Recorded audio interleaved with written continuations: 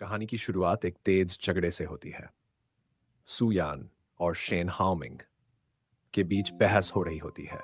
सुयान चिल्लाती है और सुयान के डिनर पर जियांग लियांग कहता है, मुझे तुम्हारे साथ वक्त बिताना अच्छा लगता है। तुम बहुत सच्ची इंसान हो। वो हल्के से अपने दिल की बात जाहिर करता है। सुयान विनम्रता से जवाब देती है, मैं अब भी शादीशुदा हूं। मुझे किसी और रिश्ते की जरूरत नहीं है। वो साफ कह देती है, मैं चाहती हूं कि हमारा रिश्ता सिर्फ प्रोफेशनल रहे। ये बात साबित करती है कि सुयान इमोशनली मैच्योर है। वो किसी फ्लर्ट या भावनात्मक जाल में नहीं फंसती।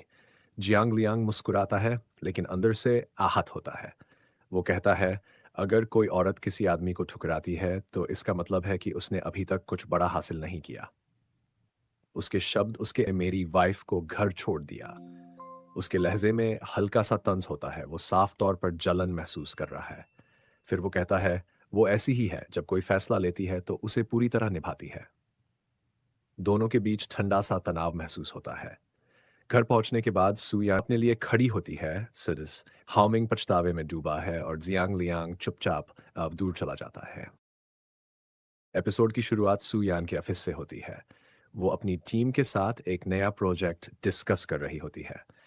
श्यावान सुझाव देती है कि उन्हें रिवॉर्ड बेस्ट एक्टिविटीज लॉन्च करनी चाहिए ताकि प्रमोशन और प्रोडक्शन दोनों आसानी से चल सके। सुयान को ये आइडिया बहुत पसंद आता है और वो इन्फ्लुएंसर्स और ब्लॉगर्स को इन्वॉल्व करने का प्लान अप्रूव करती है, जिससे ब्रांड की रीच और पॉपुलैरिटी दोनों बढ़ सकें। इस सीन में सुयान एक कॉन्फिडेंट और स्ट्रांग लीडर के रूप में नजर आती है, जो अपने काम और कंपनी दोनों को लगातार ग्रो कर रही है।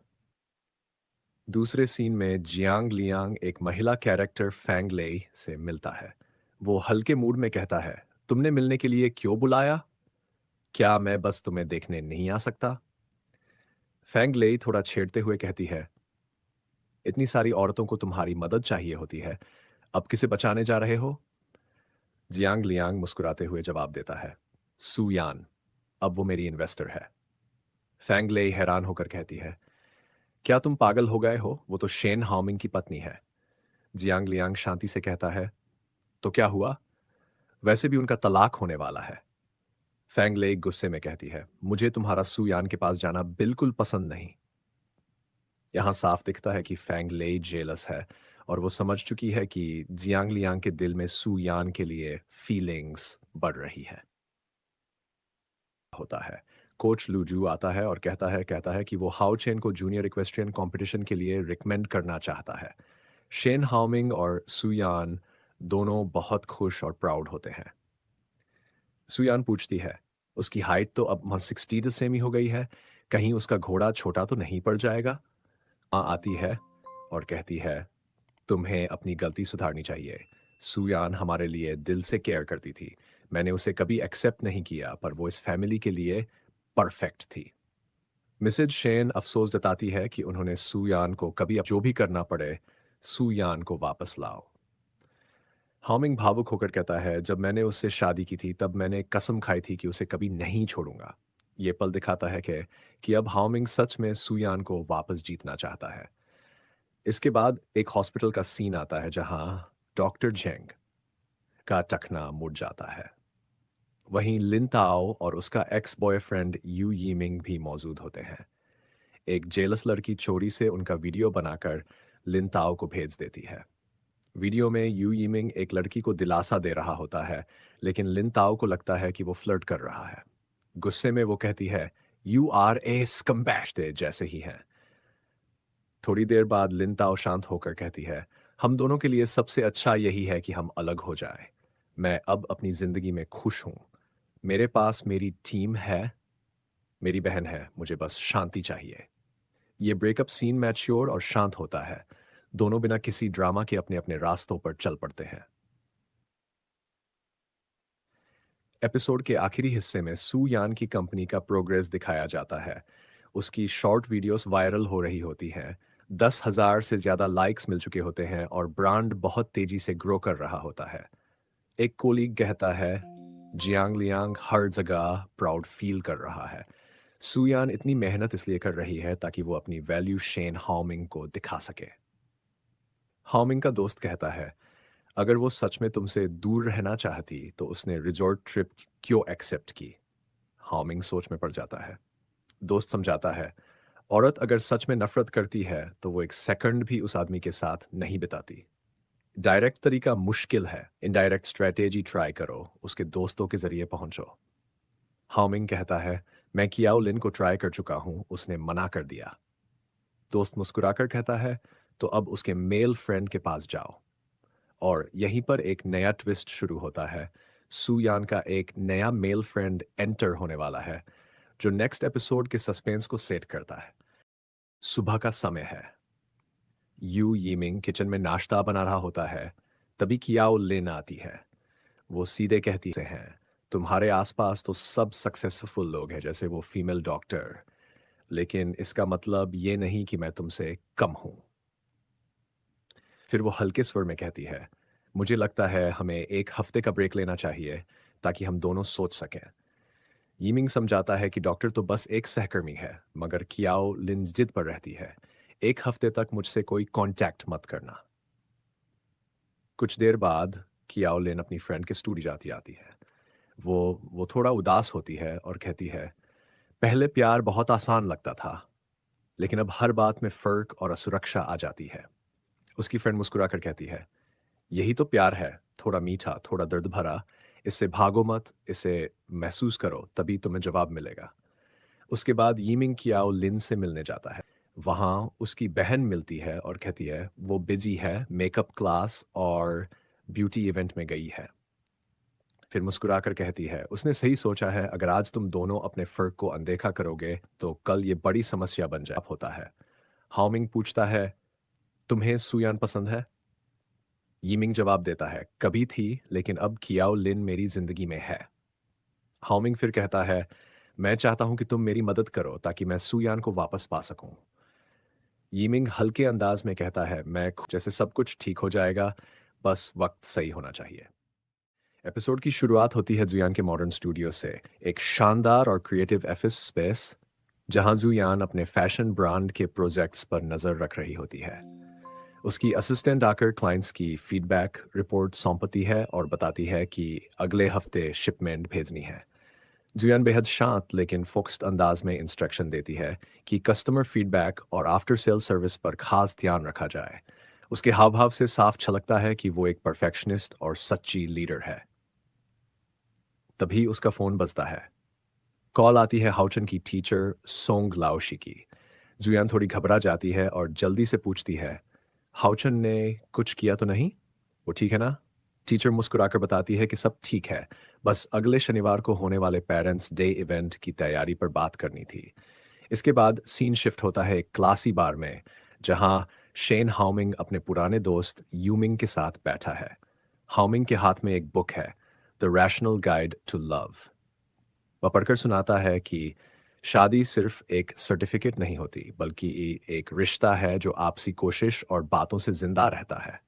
ये लाइन उसकी खुद की मैरिड लाइफ पर भी लागू होती है।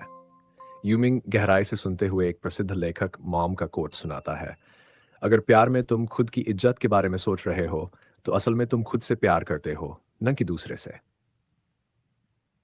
वो समझाता है कि अगर हाउमिंग सच में जुयान को वापस पाना चाहता है तो उसे ईगो छोड़कर पहल करनी होगी और रिजेक्शन से डरना नहीं चाहिए। उसी वक्त जुयान का मैसेज आता है कि हाउचन के स्कूल मैटर पर बात करने के लिए कल कैफे में मिलते हैं। हाउमिंग रिप्लाई करने ही वाला होता है कि यूमिंग कहता है, कल का इंतजार क्यों, आज ही सरप्राइज दो। ये अप्रत्याशित सुझाव सुनकर हाउमिंग थोड़ी देर सोच में पड़ जाता है, लेकिन उसके अंदर एक नई उम्मीद और हिम्मत जागती है। अगला सीन जुयान का अपार्टमेंट। डोरबेल बजती है। जुयान सोचती है कि शायद कोई डिलीवरी आई होगी, लेकिन जैसे ही दरवाजा खोलती है सामने हाउमिंग खड़ा होता है। वो हैरान होकर पूछती है, तुम यहाँ? हमने तो कल मिलने का तय किया था।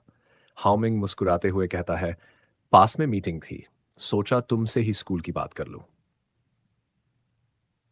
वो अंदर आने की अनुमति मांगता है और आराम से अंदर चला जाता है। अंदर जूयान बताती है कि अगले हफ्ते पेरेंट्स डे है और किसी दूसरे पेरेंट को पुरानी इवेंट की फाइल चाहिए, पर वो बहुत बिजी है। वो हाउमिंग को फाइल भेज देती है और कहती है कि उनसे संपर्क कर लेना। हाउमिंग फाइल डाउनलोड करने का बहाना बनाता है। सिग्नल सही नहीं है। वाईफाई है क्या? जूयान बताती है कि राउटर खराब है। हाउमिंग तुरंत कहता है, मैं ठीक कर देता हूँ। जूयान मना करती है, पर वो जिद पकड़ लेता है। वो राउटर रीस्टार्ट करता है, पासवर्ड पूछता है, जो असल में जूयान का फोन नंबर होता है। फिर वो घर के हर हिस्से में वाईफाई सिग्नल चेक करने के बहाने घूमने लगता है। यहां तक कि कहता है, क्या मैं तुम्हारे बेडरूम में सिग्नल देख सकता हूं? जुयान उसकी चाल समझ जाती है लेकिन कुछ नहीं कहती। थोड़ी देर बाद वो घोषणा करता है, अब पूरे घर में नेटवर्क आ गया है। लेकिन जाने की बजाय वह पर्दे बदलने की पेशकश करता है। कहता है, यह काम लड़कियों के लिए रिस्की है। जुयान मना करती है पर वो जिद नहीं छोड़ता। इसी दौरान उसे किचन से नारियल चिकन सूप की खुशबू आती है। वो मुस्कुराकर कहता है, यह तो तुम्हारा सिग्नेचर सूप है, लगता है कोई खास मेहमान आने वाला है। ये बात उसकी जलन और क्यूरियोसिटी दोनों दिखाती है। रात होने पर जुयान कहती है, अब तुम चलो। वो दरवाजे की ओर बढ़ता है, तभी बेल बजती है। हाउमिंग उत्साहित होकर कहता है, लगता है तुम्हारा मेहमान आ गया। वो खुद दरवाजा खोल देता है। सामने जुयान की बहन कवलिन और उसकी दोस्त खड़ी होती हैं। हाउमिंग खुशी से उनका स्वागत करता है जैसे वो घर का मालिक हो। वो कहता है, बहन, कितने दिनों बाद मिलना हुआ, अंदर आए। सबको अंदर बैठने देता है और खुद किचन में ड्रिंक लेने चला जाता है।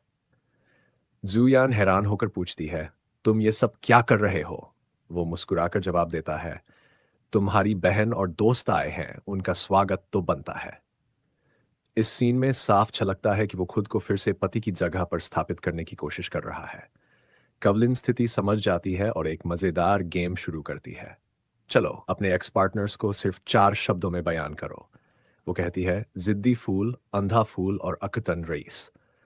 सब हंसते हैं और मानते हैं कि ऐसे लोगों को इग्नोर ही करना चाहिए। यह सीधा हाउमिंग पर तंज होता है। हाउमिंग भी चुप नहीं रहता। वो अपनी कंपनी जिंदा ग्रुप के नए मॉल की बात करता है और सबको फ्री शॉपिंग का ऑफर देता है। वो अपनी पावर और स्टेट्स से सबको इम्प्रेस करने की कोशिश करता है।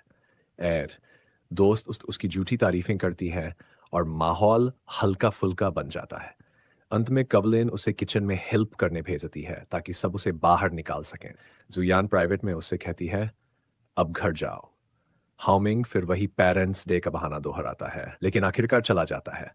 जाते जाते वह फिर से अपने मॉल आने का न्योता देकर निकल पड़ता है।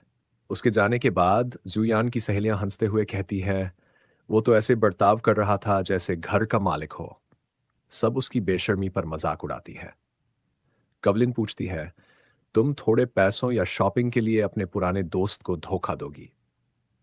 सीन हल्के फुल्के हंसी मजाक के साथ खत्म होता है, लेकिन यह साफ कर देता है कि सब लोग जूयान के साथ हैं और हाउमिंग का रवैया किसी को पसंद नहीं आया। अगले दिन बार का वही पुराना सीन। हाउमिंग उदास बैठा शराब पी रहा है और कहता है, आज की ड्रिंक इतनी कड़वी क्यों लग रही है? यह दिखाता है कि पिछली रात के नाकाम प्रयास ने उसे तोड़ दिया है। यूमिंग डॉक्टर जैसे लहजे में कहता है, दुख के समय शरीर मेलाटोनिन रिलीज करता है, इसलिए सब कुछ कड़वा लगता है। यह बताता है कि वो अब भी अपने दोस्त को समझाने और नई स्ट्रेटेजी देने के मूड में है। वो कहता है कि उसकी पुरानी सलाह बेशर्म बनो गलत थी और अब वक्त है प्लान बी का। वो अपने फोन पर नया प्लान दिखाता है जिसमें लिखा है, उसके सामने अपनी यादें, अपने पछतावे और अपना दर्द दिखाओ। वो समझाता है कि जब कोई आदमी रोता है तो औरत का दिल पिघल जाता है। अब हामिंग को अपनी मर्दानगी नहीं बल्कि अपनी कमजोरी और दुख दिखाने होंगे। नई रणनीति है सिमरन बन जाना, यानी प्यार में दीवाना हो जाना। इसके बाद सीन बदलता है। यान स्टूडियो में हामिंग का असिस्टेंट चेन प्लान बी को अंजाम देने के लिए जुयान से मिलने आता है। वो जुयान से कहता है कि उसके पास कुछ ऐसा है जो उसे जरूर जानना चाहिए। वो अपने फोन में कुछ तस्वीरें दिखाता है और दावा करता है कि ये उसने चुपके से खींची हैं। इन तस्वीरों में शेन हाउमिंग को रात में जुयान के अपार्टमेंट के बाहर खड़े या ऑफिस की खिड़की से उदास बाहर देखते हुए दिखाया गया है। वो बताता है कि जब हाउमिंग दूसरी कंपनी में काम कर रहा था तो मुश्किल वक्त में जुयान की तस्वीर देखकर हिम्मत जुटाता था। असिस्टेंट इमोशनल होकर कहता है कि हाउमिंग जुयान के बिना बहुत अकेला है। आप ही उसकी जिंदगी है। आपके जाने के बाद मैंने उसे मुस्कुराते नहीं देखा। जुयान शुरू में ध्यान से सुनती है, लेकिन धीरे धीरे शक करने लगती है। वो तस्वीरों को गौर से देखती है और कहती है, ये तस्वीरें बहुत क्लियर हैं, इतना क्लोज शॉट कैसे लिया गया? फिर वो एक तस्वीर की तरफ इशारा करते हुए पूछती है, ये तो तब की है जब वो बेड पर था, तो क्या तुम भी उसके साथ बिस्तर पर थे? ये सुनकर असिस्टेंट बुरी तरह घबरा जाता है, पानी पीने लगता है और उसका चेहरा लाल पड़ जाता है। जुयान मुस्कुराकर कहती है, शर्मा भी रहे हो, मतलब चाल पकड़ी गई। हार मानकर असिस्टेंट चला जाता है और जाते जाते हाउमिंग को मैसेज करता है, सॉरी बॉस, मैं असफल रहा। अब सीन रात का है। हाउमिंग अपने अपार्टमेंट में बैठा मैसेज पढ़कर निराश दिखता है। वो फोन स्क्रॉल कर रहा होता है, तब उसे अपने राइवल जियांग लियांग का एक सोशल मीडिया पोस्ट दिखता है। पोस्ट में एक पुरानी स्कूटर की फोटो होती है, रेडियो और फिल्म प्रोजेक्टर म्यूजियम में खींची गई। कैप्शन में लिखा है, पुरानी फिल्म रील्स इसलिए खूबसूरत होती हैं क्योंकि नजरें सिर्फ एक इंसान पर ठहरती हैं। ये देखकर हाओमिंग को शक होता है कि शायद जियांग लियांग जुयान के साथ डेट पर गया है। उसका चेहरा गुस्से और बेचैनी से भर जाता है।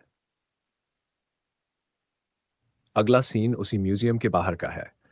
वर्कर्स एक बड़े लकड़ी के बॉक्स को ट्रक में लाद रहे हैं, जिस पर पुरानी वेस्पा 125 स्कूटर की तस्वीर लगी है। वही स्कूटर जो जियांग लियांग ने पोस्ट में दिखाई थी।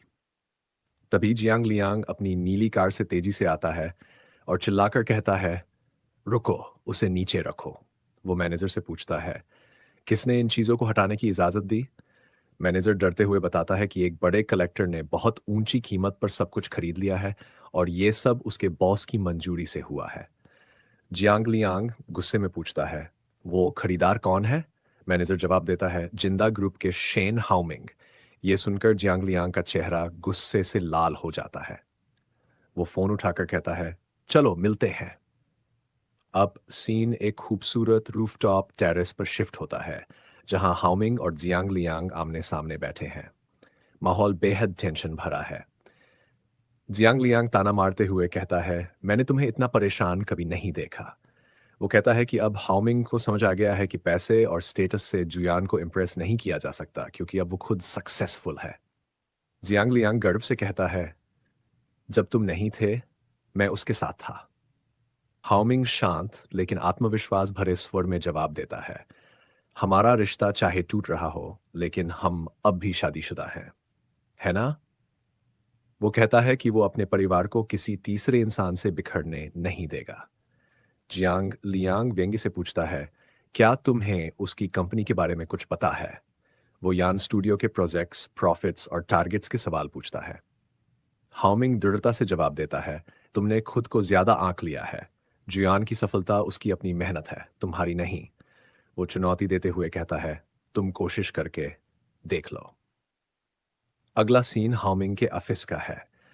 उसका असिस्टेंट बताता है कि बाइकिन कंपनी के साथ एक बड़ी डील होने वाली है, लेकिन उसमें 3 महीने का इवैल्यूएशन पीरियड है, जिसमें कोई स्कैंडल या रिस्क नहीं होना चाहिए। इसका मतलब है तलाक की खबर डील को खतरे में डाल सकती है। वो पूछता है, क्या तलाक कुछ समय के लिए टाला जा सकता है? हाउमिंग संग्रहालय से खरीदे गए सामान के बारे में पूछता है। असिस्टेंट सलाह देता है कि सब कुछ गोदाम में रख दिया जाए।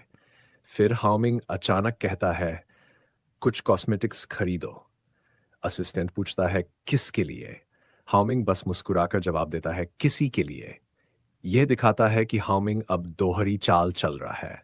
एक तरफ बिजनेस के लिए शादी को बचाने की कोशिश और दूसरी तरफ एक रहस्यमयी पर्सनल मूव। इसके बाद सीन में स्टीव और लीथन कार में बात कर रहे होते हैं। स्टीव पूछता है, क्या शेन हाउमिंग और जुयान के तलाक का कोई सबूत मिला? लीथन कहता है, शायद वे अभी भी शादीशुदा है, लेकिन कुछ तो गड़बड़ है। वो बताता है कि यानबो रिसोर्ट में उनका खुशहाल जोड़ा वाला एक्ट सिर्फ बाइकिन के साथ डील पक्की करने के लिए था। जुयान अब खुद का बिजनेस चला रही है, लेकिन हाउमिंग अब भी उसके घर जाता है। स्टीव निष्कर्ष निकालता है, 3 महीने के भीतर तलाक या रिश्ते के टूटने का सबूत लाओ। वो धमकी देता है कि अगर कुछ न हुआ तो यान स्टूडियो को निशाना बनाया जाएगा। अब सीन एक कैफे का है, जहां हाउमिंग जुयान की बहन कवलिन से मिलता है। वो थका हुआ, टूटा और बेहद बेचैन लगता है। वो कहता है, मैं तलाक नहीं चाहता, मैं उसे वापस पाना चाहता हूँ। कवलिन उसे उसकी पुरानी गलतियों की याद दिलाती है। जब जुयान रिश्ता बचाना चाहती थी, तब तुम ठंडे क्यों थे? हाओमिंग पछतावे से कहता है, मुझे लगा वो मेरे बिना नहीं रह पाएगी, लेकिन अब समझ आया मैं उसके बिना नहीं रह सकता। वो मानता है कि उसने तलाक की प्रक्रिया जानबूझकर रोकी थी, क्योंकि वो सच्चाई का सामना नहीं कर पा रहा था। कवलिन कहती है, मैं अपनी बहन पर कोई दबाव नहीं डालूंगी, तुम्हें खुद रास्ता निकालना होगा। हाउमिंग बताता है कि वह डॉक्टर यूमिंग से मिला था, जो इन दिनों बहुत बुरा महसूस कर रहा है। उसकी सच्चाई और समर्पण देखकर कवलिन का दिल नरम पड़ जाता है। वो उसे एक चांस देने का फैसला करती है और बताती है, कल शनिवार है, जुयान ऑफिस में ओवरटाइम करेगी, लेकिन जियांग लियांग भी वहां होगा। ये सुनकर हाउमिंग के चेहरे पर बेचैनी और जलन साफ साफ झलकती है। अगला सीन यान स्टूडियो का है। जियांग लियांग जुयान को एक बिजनेस प्रेजेंटेशन दे रहा है। तभी शेन हाउमिंग अचानक अंदर आता है। जियांग लियांग हैरान होकर पूछता है, तुम यहाँ क्या कर रहे हो? हाउमिंग मुस्कुराते हुए कहता है, सुना तुम लोग ओवरटाइम कर रहे हो, तो मैं कुछ मिठाई ले आया। वो चालाकी से बताता है कि उसे ये बात कहीं और से पता चली। जुयान कहती है, हम मीटिंग में हैं। हाउमिंग कहता है, क्या मैं सुन सकता हूँ? जियांग लियांग उसे बैठने देता है। मीटिंग में जियांग लियांग बताता है कि 99% स्टार्टअप्स फंडिंग की कमी से फेल हो जाते हैं, इसलिए उसकी कंपनी जुयान के स्टूडियो को फंडिंग और एक्सपेंशन में मदद करेगी। तभी हाउमिंग बीच में बोलता है, निवेशक हमेशा अपना फायदा देखते हैं। क्या तुम जुयान के साथ वैल्यूएशन एडजस्टमेंट एग्रीमेंट साइन करोगे? ये सुनकर जियांग लियांग चुप हो जाता है। हाउमिंग आगे समझाता है, तुम्हें अपनी कंपनी का कंट्रोल खुद रखना चाहिए। प्रीसेल से कैश फ्लो बनाओ और अपनी खुद की आईपी इकोलॉजी तैयार करो। वो जुयान को सलाह देता है कि सबकी सुनो पर फैसला खुद लो। अंत में जियांग लियांग भी मान जाता है कि हाउमिंग की बात में दम है।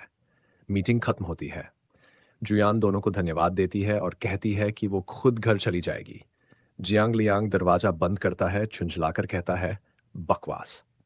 सीन दिखाता है कि दोनों मर्दों की राइवलरी अब प्यार से आगे बढ़कर बिजनेस तक पहुंच चुकी है। अब कहानी एक प्यारे और रोमांटिक मोड़ पर आती है। डॉक्टर यूमिंग और कवलिन के बीच का रिश्ता अब निर्णायक पड़ाव पर है। सीन रात के 12 बजे का है। यूमिंग कवलिन के दरवाजे पर आता है और कहता है, एक हफ्ता हो गया, अब सोमवार है। वो उसे एक बड़ा गिफ्ट बॉक्स देता है, जिसमें मेकअप प्रोडक्ट्स का पूरा सेट है। वो बताता है कि उसने खुद रिसर्च करके उसकी स्किन के हिसाब से चीज़ें चुनी हैं। हाइलुरोनिक एसिड, एलोवेरा और सेरामाइड्स वाली क्रीम, और उसकी ठंडी स्किन टोन के लिए शेड्स जैसे milky sakura, nude bean paste और स्ट्रॉबेरी रेड। वो मुस्कुराते हुए कहता है, क्योंकि तुम्हें ये रंग पसंद है। यूमिंग साफ कहता है, मैं चाहता हूं कि हमारे बीच और भी समानताएं हों, ताकि मैं तुम्हें और पसंद आऊं। वो ईमानदारी से अपनी फीलिंग्स बताता है, मैंने एक हफ्ते तक सोचा और अब पक्का जान गया हूं कि मैं तुम्हें पसंद करता हूं और तुम्हारे साथ रहना चाहता हूं।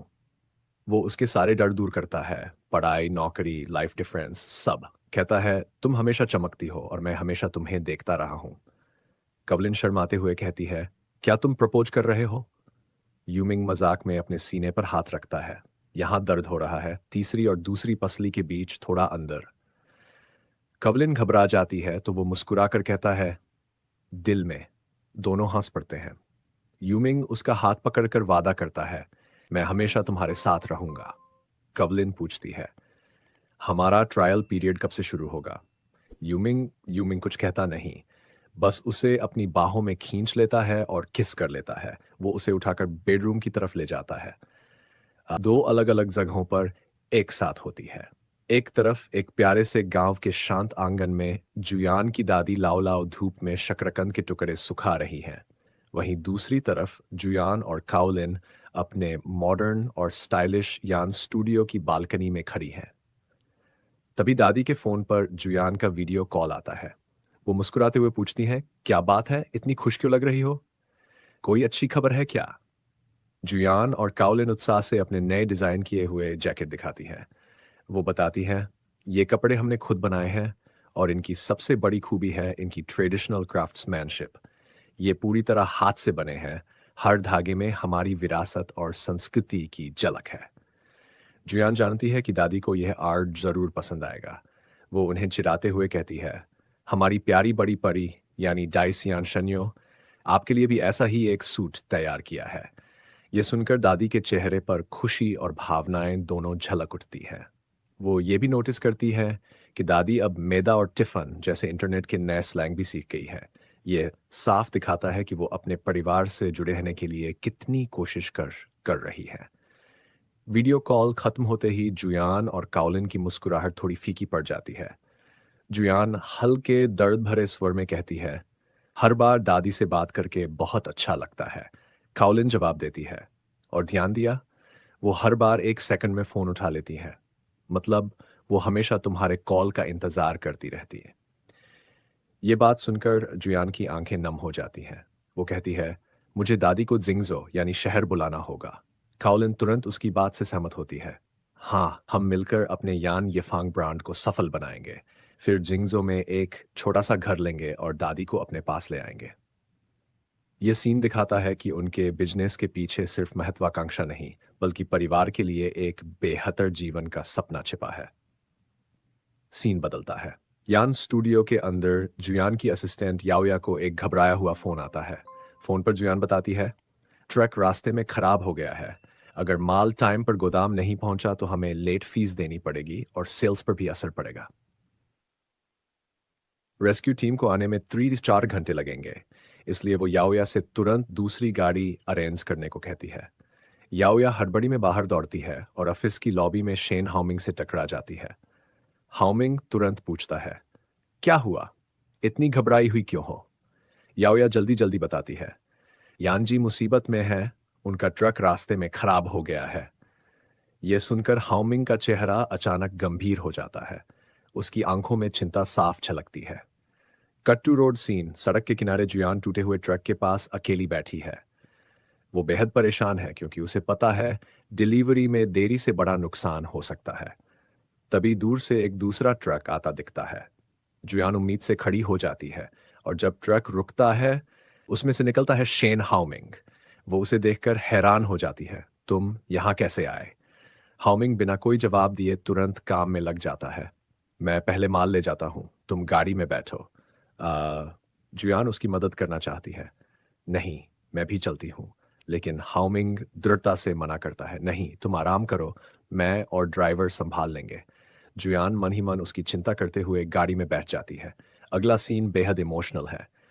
शेन हाउमिंग, जो आमतौर पर सूट बूट में नजर आता है, अब अपनी स्लीव्स ऊपर कर एक साधारण मजदूर की तरह बक्से उठाने लगता है। हर बक्से पर यान येफांग का लोगो चमक रहा है।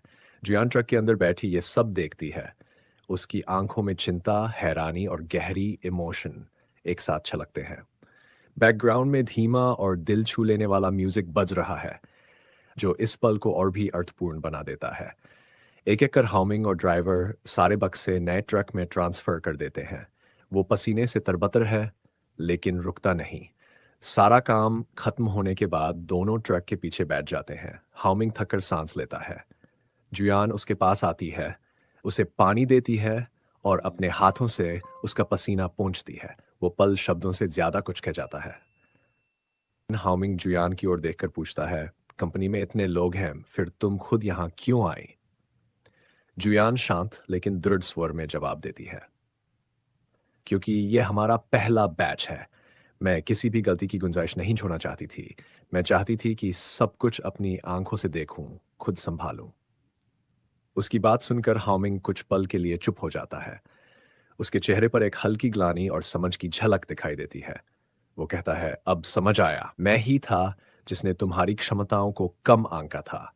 मुझे पता है तुम इतनी मेहनत क्यों कर रही हो। तुम मुझे यह साबित करना चाहती हो कि तुम मेरे बिना भी सफल हो सकती हो। जुयान उसकी आंखों में सीधा देखती है और बेहद ईमानदारी से कहती है, नहीं, मैं तुम्हें कुछ साबित नहीं करना चाहती। मैं तो बस खुद को जवाब देना चाहती हूँ। मैं ये जानना चाहती हूँ कि तुम्हारे रिसोर्सेज और नेटवर्क के बिना मैं अपने दम पर कितना कुछ हासिल कर सकती हूँ। उसकी बात सुनकर हाउमिंग के चेहरे पर एक हल्की मुस्कान आती है। वो धीरे से कहता है, वेल डन। सिर्फ 2 शब्द, लेकिन उनमें गर्व, गैर सम्मान और छुपा हुआ सपोर्ट साफ महसूस होता है। सीन रात में बदल जाता है। दोनों नया ट्रक लेकर शहर की ओर लौट रहे हैं। दिन भर की मेहनत के बाद हाउमिंग थककर ड्राइवर की सीट के पास ही सो जाता है। जुयान उसकी ओर देखती है। वो पूरी तरह बेफिक्र, आंखें बंद किए गहरी नींद में है। अचानक उसका सिर धीरे धीरे जुयान के कंधे पर आ टिकता है। पहले जुयान थोड़ी असहज होती है, पर फिर उसे हटाती नहीं। वो उसे बहुत ही कोमल नजरों से देखती है। उसकी आंखों में प्यार, चिंता और बीते लम्हों की यादें झलक उठती है। वो धीरे से अपना हाथ बढ़ाकर उसके माथे को छूती है, जैसे सालों बाद किसी अपने को चुपचाप दुआ दे रही हो। ये एक शांत लेकिन बेहद गहरा पल है, जो दिखाता है कि उनके बीच की भावनाएं आज भी जिंदा है, भले ही उनके रास्ते अब अलग हो चुके हों। सीन कट होकर यान स्टूडियो में शिफ्ट होता है। जुयान एक स्टाइलिश ब्लैक ड्रेस में आत्मविश्वास से अपनी टीम के सामने खड़ी है। वो मुस्कुराते हुए अनाउंस करती है, गुड न्यूज़, हमारा पहला बैच पूरी तरह सेल हो गया है। पूरा ऑफिस तालियों और खुशी से गूंज उठता है। उसकी असिस्टेंट रिपोर्ट देती है, कस्टमर्स का फीडबैक बहुत पॉजिटिव है और सेटिस्फैक्शन रेट 96.7% है। ये सुनकर जुयान की आंखों में संतोष और गर्व चमकता है, लेकिन वो सिर्फ सेलिब्रेशन तक नहीं रुकती, तुरंत आगे की योजना बनाने लगती है। वो कहती है, अगर दूसरा बैच भी ऐसे ही सफल रहा तो हम तीसरे बैच के लिए प्री सेल यानी एडवांस ऑर्डर शुरू करेंगे। खाओलिन, तुम फैक्ट्री से बात करके एक नई प्रोडक्शन लाइन तुरंत शुरू करवाओ। ये सीन जुयान को एक विजनरी और स्ट्रॉन्ग लीडर के रूप में दिखाता है, जो सिर्फ सफलता का जश्न नहीं मनाती, बल्कि भविष्य की तैयारी भी साथ साथ करती है। सीन बदलता है। ऑफिस अब शांत है। रात का माहौल है। जुयान अकेली अपने अपार्टमेंट में बैठी है। वो खिड़की के पास बैठकर शहर की रोशनी देख रही है, हाथ में शहद का जार लिए, जैसे मीठे पल का स्वाद ले रही हो। उसके चेहरे पर सुकून और तसल्ली है। लेकिन अगले ही दिन सब कुछ बदल जाता है। सुबह ऑफिस पहुंचते ही एक टीम मेंबर घबराया हुआ वीडियो दिखाता है। वीडियो में एक मशहूर इन्फ्लुएंसर सस्ते दामों में बिक रही एक कॉपी ड्रेस का रिव्यू कर रहा है। वो कहता है, ये ड्रेस जो सिर्फ 399 युआन में ऑनलाइन मिल रही है, यान येफांग की 3999 युआन वाली ड्रेस जैसी ही है। इन दोनों में कोई फर्क नहीं, बस कीमत का झांसा दिया गया है। यह सुनकर टीम हैरान रह जाती है। जांच करने पर पता चलता है कि एक प्रतिस्पर्धी कंपनी ने उनके डिजाइन हूबहू कॉपी करके बहुत कम दाम में बेचना शुरू कर दिया है। जहां उनकी ड्रेस 1099 की है, वहीं कॉपी सिर्फ 399 या 1999 में बिक रही है। धीरे धीरे धीरे सोशल मीडिया पर नेगेटिव कमेंट्स की बाढ़ आ जाती है। लोग कंपनी को फ्रॉड इन्फर्टीन कहने लगते हैं। सेल्स गिर जाती है और पुराने ग्राहक भी रिफंड मांगने लगते हैं। पूरा ऑफिस घबराया हुआ है, लेकिन जुयान शांत रहती है। वो सबकी ओर देखती है और स्थिति को ठंडे दिमाग से समझाती है। इस मुसीबत की सिर्फ दो वजह हो सकती है, या तो हमारे डिजाइन की फाइलें फैक्ट्री से लीक हुई है, या किसी ने जानबूझकर हमें नुकसान पहुंचाने की साजिश की है। काओलिन तुरंत फैक्ट्री की ओर निकलती है ताकि सब कुछ इन्वेस्टिगेट कर सके। बाकी टीम के चेहरे पर डर और चिंता है। सब पूछते हैं, अब क्या करेंगे? जुयान गहरी सांस लेकर जवाब देती है, हम डरेंगे नहीं। जो भी होगा सच्चाई के साथ फेस करेंगे। उसके चेहरे पर दृढ़ निश्चय झलकता है, लेकिन आंखों में थकान और चिंता अब भी मौजूद है। सीन बदलता है। जियांग लियांग का मॉडर्न ऑफिस। वो उसी नेगेटिव वीडियो को ध्यान से देख रहा है। चेहरे पर सोच और गहरी चिंता है। तभी उसकी बहन गुस्से में ऑफिस में दाखिल होती है। वो कहती है, तुमने जिस यान यिफांग में इन्वेस्ट किया था, अब लोग उसी को गालियां दे रहे हैं। कंपनी पर ओवर प्राइसिंग और ग्राहकों को धोखा देने के आरोप लग रहे हैं। वो गुस्से में कहती है, तुम्हें तुरंत इस इन्वेस्टमेंट को रोकना होगा, वरना बड़ा नुकसान हो जाएगा। जियांग लियांग उसकी बात शांतिपूर्वक सुनता है और फिर मुस्कुराकर कहता है, यह बस एक छोटा सा झटका है। बिजनेस में ऐसे उतार चढ़ाव आते रहते हैं। मुझे जुयान पर पूरा भरोसा है, वो इस स्थिति को संभाल लेगी और मैं उसके साथ खड़ा रहूंगा। उसकी बहन चौंक कर उसे देखती है, क्योंकि वो डर के बजाय विश्वास से भरा है। ये पल साफ दिखाता है कि जियांग लियांग के लिए जुयान सिर्फ एक बिजनेस पार्टनर नहीं, बल्कि एक ऐसी इंसान है जिस पर वो दिल से भरोसा करता है। सीन एक रेस्टोरेंट में शिफ्ट होता है। जुयान और जियांग लियांग लंच कर रहे हैं। जुयान हल्के अपराधबोध के साथ कहती है, इस संकट की वजह से तुम्हारी कंपनी का नाम भी खराब हो गया। मुझे बहुत अफसोस है। वो बताती है कि युवान होंग ने अभी के लिए यान यिफांग में निवेश रोकने का फैसला किया है। लेकिन जियांग लियांग बीच में ही कहता है, तुम्हें चिंता करने की जरूरत नहीं है। फंड पहले से तैयार है और जैसे ही ये संकट खत्म होगा, मैं अपनी बहन को मना लूंगा। वो मुस्कुराकर पूछता है, क्या तुमने शेन हाउमिंग की सलाह पर गौर किया? जुयान सिर हिलाती है। हाँ, मैंने तय किया है कि अब मैं अपने ब्रांड की पहचान यानी हमारी आईपी पर ध्यान दूंगी। जियांग लियांग उसकी बात सुनकर मुस्कुराता है। तुम सबसे मजबूत लड़की हो जिससे मैं मिला हूं, तुम्हारी हिम्मत और जज्बे को सलाम। जुयान भावुक होकर कहती है, थैंक यू, सच में। वो हंसते हुए जवाब देता है, इतनी विनम्र जुयान को देखकर तो मैं हैरान हूं। दोनों हंसते हैं और गिलास टकराते हैं। ये उनके बढ़ते विश्वास और गहरी होती दोस्ती का प्रतीक है। अगला सीन यान स्टूडियो के कॉन्फ्रेंस रूम में। माहौल तनावपूर्ण है। जुयान अब एक शांत लेकिन दृढ़ नेता के रूप में खड़ी है। वो अपनी टीम से कहती है, डरने की जरूरत नहीं, मुश्किलें आई हैं तो हमें उनका सामना करना होगा। वो अपनी स्ट्रेटेजी बताती है, जो भी ग्राहक हमारे ऑफिशियल चैनल से सामान खरीद चुके हैं, उन्हें बिना किसी सवाल के रिफंड दो। यहां तक कि शिपिंग कॉस्ट भी कंपनी उठाएगी। हम अपनी वेबसाइट पर एक स्टेटमेंट जारी करेंगे जिसमें आलोचनाओं को स्वीकार किया जाएगा। साथ ही नकली प्रोडक्ट बेचने वाले सभी स्टोर्स की कंप्लेंट तुरंत दर्ज होगी। और सबसे अहम, तीसरे बैच का प्रोडक्शन प्लान के मुताबिक जारी रहेगा, चाहे हमें पैसों की तंगी क्यों न झेलनी पड़े। उसकी आवाज में दृढ़ता और भरोसा है। वो घबराई नहीं, बल्कि इस संकट को मौके में बदलने के लिए तैयार है। शुरुआत होती है जब जुयान एक बड़ी जिम्मेदारी अपने कंधों पर लेती है और अपनी टीम को संकट से बाहर निकालने के लिए साफ दिशा देती है। लेकिन तभी हालात और बिगड़ जाते हैं। एक नई मुसीबत दरवाजे पर दस्तक देती है। उनका कपड़ा सप्लायर मैनेजर झांग गुस्से से भरा ऑफिस में घुस आता है। उसने ऑनलाइन चल रही नेगेटिव खबरें देख ली हैं और डरता है कि उसे अपना पैसा नहीं मिलेगा। वो जोर देकर कहता है कि उसे तुरंत भुगतान चाहिए। कोलिन उसे कॉन्ट्रैक्ट की याद दिलाती है कि पेमेंट महीने के आखिर में होना है। लेकिन झांग सुनने को तैयार नहीं। वो चिल्लाते हुए कहता है, तुम्हारी कंपनी की तो बदनामी हो चुकी है, कौन जाने कल तुम भाग ही न जाओ। उसका बर्ताव बेहद अपमानजनक हो जाता है।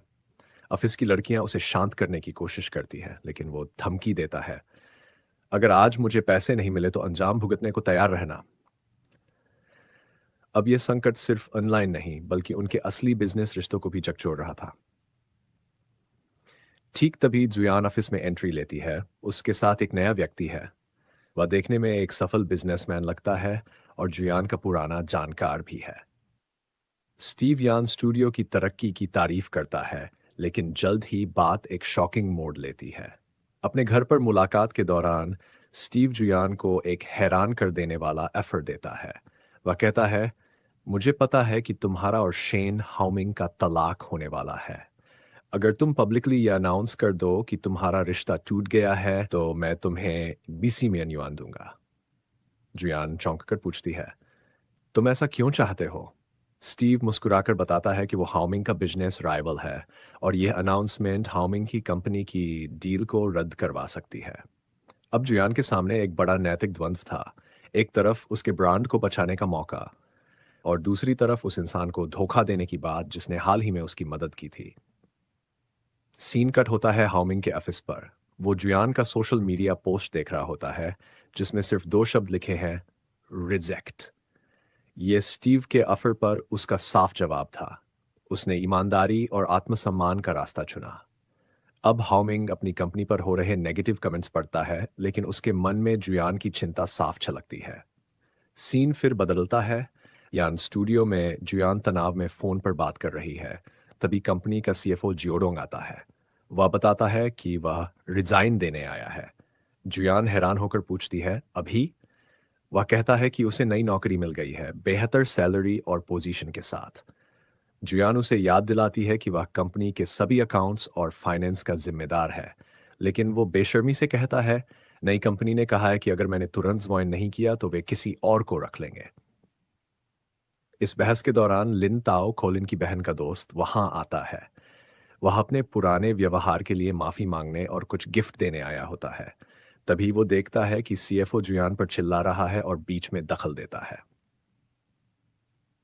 लिनताओ शांत लेकिन सख्त आवाज में सीएफओ से कहता है, तुम्हें पता है कि यह गैर कानूनी है? इतने अहम पद से बिना हैंडओवर के जाना वित्तीय अनुशासन का उल्लंघन है। तुमने गलत आदमी से उलझने की कोशिश की है। वह बताता है कि उसने फाइनेंस में बैचलर्स, मास्टर्स और अकाउंटिंग सर्टिफिकेट किया है और वह खुद ये जिम्मेदारी उठा सकता है। लिन ताओ के आत्मविश्वास से सीएफओ घबरा जाता है और 2 दिनों के अंदर हैंडओवर पूरा करने पर राजी हो जाता है। सीन बदलता है। रात का वक्त है। ऑफिस में सिर्फ लिन ताओ काम कर रहा है। टेबल पर फाइलें फैली है, स्क्रीन पर एक्सेल शीट्स खुली हैं। कॉलिन उसके लिए नूडल्स लाती है और पूछती है, तुम अब तक घर क्यों नहीं गए? लिन ताओ कहता है, मुझे कुछ गड़बड़ लग रही है। कंपनी इतनी परेशानी में है और सीएफओ इतनी जल्दी में जा रहा है, इसका मतलब जरूर कुछ बड़ा छुपा है। वो बताता है कि पिछले 1 महीने से सिर्फ खर्च हो रहा ही है, कोई इनकम नहीं। अगर ऐसे ही चलता रहा तो कंपनी 1 महीने से ज्यादा नहीं टिकेगी। ये सुनकर कॉलिन की आंखों में डर साफ झलकता है। सीन फिर बदलता है। अब हम एक लग्जरी होटल के प्रेसिडेंशियल स्वीट में हैं। शेन हाउमिंग अपनी विदेशी क्लाइंट मिसेज बाल्जाक और उनकी असिस्टेंट यंग का स्वागत कर रहा है। वो पूछता है कि क्या वे कमरे से संतुष्ट हैं। मिसेज बाल्जाक मुस्कुराकर कहती है, बहुत ज्यादा।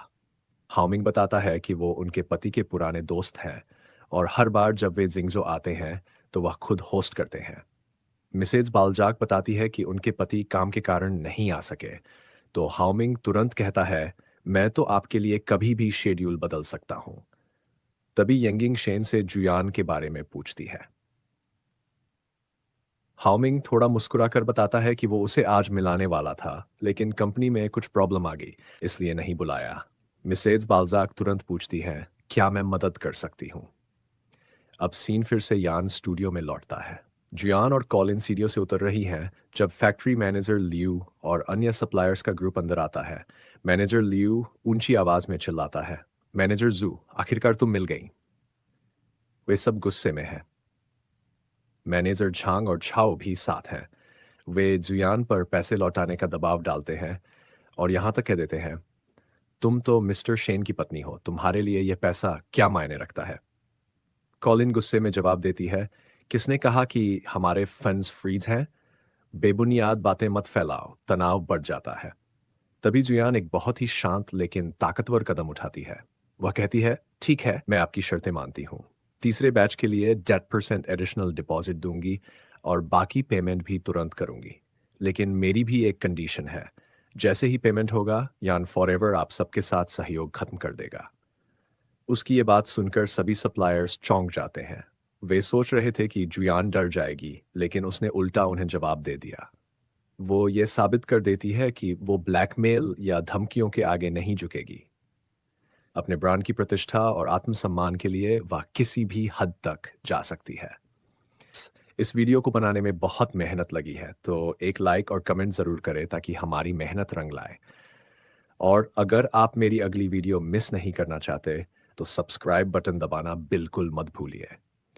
एपिसोड की शुरुआत होती है जेत्सियान स्टूडियो के मीटिंग रूम से, जहां जुयान, कामली और फर्मली अपने 3 मेन सप्लायर्स से बात कर रही हैं। वो मानती है कि बाहर बहुत सी नकारात्मक अफवाहें चल रही हैं, लेकिन सभी को याद दिलाती है कि वो सब जानबूझकर फैलाए गए झूठे रूमर्स हैं। वो शांत लेकिन आत्मविश्वास भरे लहजे में कहती है, तूफान हमेशा गुजर जाता है। वो उन्हें उनकी पुरानी वफादारी की याद दिलाती है और कहती है कि वे सब यान ईफेंग के सीनियर पार्टनर्स हैं और अच्छी तरह जानते हैं कि उनके ब्रांड की क्वालिटी कितनी शानदार है। पहले बैच की परफॉर्मेंस भी खुद एक मिसाल थी। लेकिन तभी वो अचानक एक सख्त रुख अपनाती है। वो कहती है, अगर आप अपने हितों को लेकर इतने चिंतित हैं, तो मैं आपको 2 ऑप्शन देती हूँ। अगर आप सहयोग जारी रखना चाहते हैं, तो पेमेंट कॉन्ट्रैक्ट के मुताबिक समय पर मिलेगी। लेकिन अगर आप अब साथ नहीं देना चाहते, तो मैं अभी पैसे ट्रांसफर कर दूंगी और इसके बाद यान ईफेंग का आपसे कोई रिश्ता नहीं रहेगा। यह उसकी तरफ से एक दमदार चाल थी। वो उन्हें सोचने के लिए सिर्फ 1 मिनट का समय देती है और खुद शांति से चाय पीने लगती है, जिससे साफ पता चलता है कि अब सिचुएशन पूरी तरह उसके कंट्रोल में है। तीनों सप्लायर्स एक दूसरे को देखते हैं। उनके चेहरों पर घबराहट और असमंजस छलकता है। उसी वक्त दरवाजे पर दस्तक होती है। शन हाउमिंग, एक स्टाइलिश और इन्फ्लुएंशियल महिला के साथ अंदर आता है। वो मुस्कुराकर कहता है, जुयान, देखो कौन आया है। महिला का नाम यंग यंग है। वो जुयान को देखकर बेहद खुश होती है और गले लगा लेती है। वो कहती है, जुयान कितने दिनों बाद मुलाकात हुई। जुयान भी उसे देखकर आश्चर्य और खुशी से भर जाती है, क्योंकि वो दोनों पुरानी दोस्त हैं। यंग बताती है कि वो मॉस्को से चीन और रूस के सांस्कृतिक आदान प्रदान प्रोग्राम आई है। वो कहती है, मुझे यानिफिंग के कपड़े बहुत पसंद है, इसलिए मैं खुद देखने आई हूँ। ये सुनते ही तीनों सप्लायर्स के चेहरे के भाव बदल जाते हैं। यंग उन तीनों से पूछती है, ये लोग कौन हैं? कियाओलिन बड़ी चतुराई से जवाब देती है, ये हमारे ब्रांड के सहयोगी हैं। ये सुनकर सप्लायर्स तुरंत खड़े हो जाते हैं और झिझकने लगते हैं। यंग मुस्कुराकर कहती है, आप लोगों की सोच काबिले तारीफ है। आपने इतने स्टाइलिश और भावनात्मक ब्रांड के साथ काम करना चुना। सप्लायर्स घबराकर हाँ हाँ में सिर हिलाने लगते हैं। फिर यंग एक बड़ी खबर देती है। वो कहती है कि रूस में चीनी स्टाइल वाले कपड़े अब एक नया ट्रेंड बन चुके हैं। वो पूछती है, क्या यान ईफेंग का विदेशी बाजार में एक्सपेंड करने का कोई प्लान है? अगर हाँ, तो मैं मदद करना चाहूंगी। ये सुनकर जुयान मुस्कुराती है। उसे समझ आता है कि यह सब शेन हाउमिंग की चाल थी। उसने ना सिर्फ एक इंटरनेशनल क्लाइंट को लाकर सप्लायर्स को चुप करा दिया, बल्कि कंपनी के लिए एक नया गोल्डन अवसर भी पैदा कर दिया। अब सप्लायर्स पूरी तरह शांत और इम्प्रेस्ड है।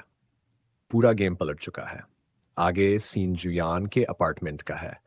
वहीं तीनों सप्लायर्स अब शन हाउमिंग के सामने झुककर उसकी तारीफों के पुल बांध रहे हैं। वे उसे डायरेक्टर शन कहकर बुलाते हैं और कहते हैं कि वो और उसके पिता दोनों उनके रोल मॉडल हैं। एक कहता है, आपसे मिलना हमारे लिए सम्मान की बात है। हाउमिंग शांति से जवाब देता है, आप बहुत विनम्र हैं। फिर एक सप्लायर पूछता है, वो महिला कौन थी जो आपके साथ आई थी? हाउमिंग बताता है, वो एक रूसी रियल एस्टेट टाइकून की पत्नी और जुयान की अच्छी दोस्त है। उन्हें हमारे ब्रांड में बहुत दिलचस्पी है और शायद भविष्य में कल्चरल प्रमोशन के लिए सहयोग भी करेंगी। यह सुनकर तीनों सप्लायर्स के चेहरे पर लालच और उत्साह झलकता है। हाउमिंग उन्हें याद दिलाता है, मेरी पत्नी का बिजनेस अभी नया है, उसे आपके सपोर्ट की जरूरत होगी। सप्लायर्स तुरंत वादा करते हैं, डायरेक्टर जू का काम हमारा काम है। हाउमिंग मुस्कुराकर उन्हें जाने के लिए कहता है। सीन बदलता है। अब हम जू यान के स्टूडियो में हैं, जहां उसकी दोस्त यंग यंग पारंपरिक चीनी ड्रेस पहनकर बाहर आती है। वो बेहद खुश है और कहती है, मुझे ये ड्रेस बहुत पसंद आई। फिर वो बताती है कि ये पूरा प्लान हाउमिंग का था। वो जू यान को सलाह देती है, दूसरों की मदद लेना सीखो। मैं भी एक अंधेरे दौर से गुजरी थी, लेकिन मेरे पति ने हमेशा मेरा साथ दिया। वो आगे कहती है, हाउमिंग की कंपनी अभी मेरे पति के साथ एक डील के लिए उम्मीदवारों में शामिल है। अगले 3 महीने उनका मूल्यांकन होगा। इस दौरान तुम उससे मिलती रहो। सीन बदलता है। स्टूडियो के बाहर जुयान उन्हें विदा करती है। यंग के जाने के बाद हाउमिंग और जुयान अकेले रह जाते हैं। जुयान उसकी मदद के लिए उसे थैंक यू कहती है। हाउमिंग बताता है कि वो यान ईफेंग की स्थिति पर नजर रख रहा था और फिर उसे किंगान कप फैशन डिजाइन प्रतियोगिता के बारे में बताता है। वो कहता है, यह प्रतियोगिता डिजाइन की दुनिया में बहुत प्रभावशाली है। अगर तुम इसे जीत लेती हो तो तुम्हें प्रोफेशनल इंस्टीट्यूशन से पहचान मिलेगी और इन्वेस्टर्स को आकर्षित करना आसान हो जाएगा। जुयान को यह सुझाव पसंद आता है। वो कहती है, मेरी डिजाइनर याओया ने भी इस प्रतियोगिता का जिक्र किया था। मैं इसमें भाग लूंगी और मुझे भरोसा है मैं जीतूंगी। हाउमिंग उसे घर छोड़ने की पेशकश करता है, लेकिन जुयान मना कर देती है। हाउमिंग कार में बैठकर चला जाता है। जुयान एक पल के लिए उसे देखती रह जाती है। यह एक भावनात्मक पल है जो दोनों के बीच की दूरी और अधूरी भावनाओं को दर्शाता है। अगला सीन, यान स्टूडियो में टीम मीटिंग चल रही है। जुयान अपनी टीम को नई दिशा दे रही है। वो कहती है, आज से हम 2 ग्रुप में बंटेंगे। एक टीम दूसरे बैच की सेल्स पर ध्यान देगी और दूसरी टीम याओ को किंगान का प्रतियोगिता में सपोर्ट करेगी। वो सभी को उत्साहित करती है, चलो अपना बेस्ट दो। फिर याओ अपनी डिजाइन का कॉन्सेप्ट बताती है। इसके बाद एक खूबसूरत मोन्टाज दिखाया जाता है, जहां सब मिलकर मेहनत कर रहे हैं। कढ़ाई, ड्राइंग और डिजाइन की झलकियां, हर फ्रेम में कला और जुनून भरा हुआ है। अंत में उनके तैयार कपड़ों और एक्सेसरीज का एक शानदार फोटोशूट होता है, जो उनके क्रिएटिव काम की सुंदरता को दर्शाता है। सीन बदलता है। फोटो स्टूडियो में जुयान, काओलिन, याओ और यंग कंप्यूटर स्क्रीन पर शूट के नतीजे देख रहे हैं। जुयान मुस्कुराती है और कहती है, बहुत बढ़िया। इसने राष्ट्रीय शैली और फैशन का परफेक्ट मेल बनाया है। काओलिन भी तारीफ करती है, डिटेल्स कमाल की है, ये सच में हाई लेवल क्राफ्ट्समैनशिप है। यंग भावुक होकर कहती है, याओ मुझे गर्व है कि मैं तुम्हारी मॉडल हूँ। दोस्तों के बीच हंसी मजाक और गले मिलने का सीन उनके मजबूत बॉन्ड और टीम वर्क को दिखाता है। लेकिन खुशी का माहौल अचानक बदल जाता है। जुयान अपने ऑफिस में काम कर रही होती है, तभी उसकी असिस्टेंट घबराई हुई अंदर आती है। डायरेक्टर यान, मैं अभी पेमेंट कर रही थी जब मैंने देखा कि अकाउंट्स में कुछ गड़बड़ है। वो कहती है, ये पहली बार है जब मुझे ऐसी प्रॉब्लम का सामना करना पड़ा है। मुझे आगे की प्रक्रिया समझ नहीं आ रही। जुयान तुरंत पूछती है, क्या तुमने सीएफओ डायरेक्टर डोंग से संपर्क किया? सहायक बताती है, मैंने कोशिश की, लेकिन उसका नंबर बंद है और उसका वीचैट अकाउंट भी डिलीट हो चुका है। वो गुस्से में कहती है, लगता है ये आदमी बहुत घटिया निकला। क्या चलो दोस्तों, इस वीडियो को बनाने में बहुत मेहनत लगी है, तो एक लाइक और प्यारा सा कमेंट ज़रूर करें। और अगर आप मेरी अगली वीडियो मिस नहीं करना चाहते तो चैनल को सब्सक्राइब करना बिल्कुल न भूलें। एपिसोड की शुरुआत होती है उसी टेंसियान स्टूडियो के मीटिंग रूम से। वहाँ जुयान, काओलिन और फर्मली तीनों अपने मुख्य सप्लायर से बातचीत कर रही हैं। जुयान साफ साफ मानती है कि बाहर कई तरह की अफवाहें फैली हुई हैं, लेकिन वो उन्हें याद दिलाती है कि ये सब जानबूझकर फैलाए गए झूठे आरोप और अफवाहें हैं, नज़रअंदाज नहीं की जा सकती। जब वे स्टूडियो पहुंचते हैं तो जुयान, कियाओलिन और बाकी टीम पहले से मौजूद होती है। लिंताओ सीधा कहता है, मामला सुलझा लिया गया है। मैंने आज सुबह ही रुइबो कंपनी से संपर्क कर लिया था। यह सुनकर सब राहत की सांस लेते हैं। कियाओलिन मुस्कुराते हुए कहती है, लिंताओ आज तुमने बहुत बड़ी मदद की है। जुयान पूछती है, वैसे तुम आजकल कहाँ काम कर रहे हो? लिंताओ जवाब देता है, मैं अभी सांता गुवान में कुछ छोटे मोटे प्रोजेक्ट्स पर काम कर रहा हूँ। यह सुनकर जुयान और कियाओलिन एक दूसरे को देखती हैं और फिर जुयान कहती है, हमारी कंपनी में सीएफओ की पोजीशन खाली है, अगर तुम चाहो तो हमारे साथ जुड़ सकते हो। लिंताओ हैरान होकर पूछता है, सच में? क्या मैं कर सकता हूँ? दोनों मुस्कुराकर सिर हिलाती हैं, हाँ बिल्कुल। सीन का माहौल खुशी से भर जाता है, लेकिन तभी कियाओलिन के फोन पर एक मैसेज आता है। वह स्क्रीन देखते ही चौंक जाती है। वो तुरंत जुयान को दिखाती है, यान जी, किंगलान कप कंपटीशन में हमारी क्वालिफिकेशन कैंसिल कर दी गई है। सबके चेहरे पर सदमा छा जाता है। मैसेज में लिखा होता है, डियर पार्टिसिपेंट, आपको सूचित किया जाता है कि किंगलान कप फैन डिजाइन प्रतियोगिता में आपकी योग्यता रद्द कर दी गई है। जुयान हैरान आकी है, क्या? आखिर क्यों? सीन बदलता है। अब जुयान प्रतियोगिता के वेन्यू पर गुस्से में पहुंची है। एक महिला ऑर्गेनाइजर सख्त लहजे में कहती है, हम किसी भी कंट्रोवर्शियल और सस्पियस टीम को शामिल नहीं कर सकते। इससे हमारे आयोजन की साख पर बुरा असर पड़ेगा। यह दिखाता है कि झूठे प्लेजरिज्म एक्यूजेशन अब उनकी कंपनी के भविष्य पर भी भारी पड़ रहे हैं। कट टू शेन हाउमिंग लग्जरी ऑफिस। वह अपने काम में डूबा है कि तभी उसके फोन पर जुयान का मैसेज आता है, यान यीफंग की क्वालिफिकेशन कैंसिल कर दी गई है। ऑर्गेनाइजर्स को लगता है कि हम विवादों में फंसे हैं। मैसेज पढ़ते ही हाउमिंग का चेहरा गंभीर हो जाता है। तभी उसका असिस्टेंट अंदर आकर बताता है, सर, एक पत्रकार जेन यी आपसे इंटरव्यू के लिए आई है। हाउमिंग पहले मना करता है, फिर अचानक कहता है, रुको, उसे तैयार रहने को कहो। अब सीन सीधे इंटरव्यू सेटअप पर कट होता है। पत्रकार कहती है, डायरेक्टर शेन, आप आमतौर पर मीडिया से दूर रहते हैं, लेकिन आज आपने इंटरव्यू के लिए हामी भरी, यह सरप्राइजिंग है। हाउमिंग मुस्कुराता है और कहता है, लो प्रोफाइल रहने का भी एक नुकसान है।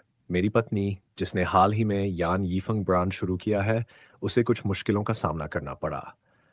तब मुझे एहसास हुआ कि जरूरत से ज्यादा चुप रहना कभी कभी आपको कमजोर बना देता है।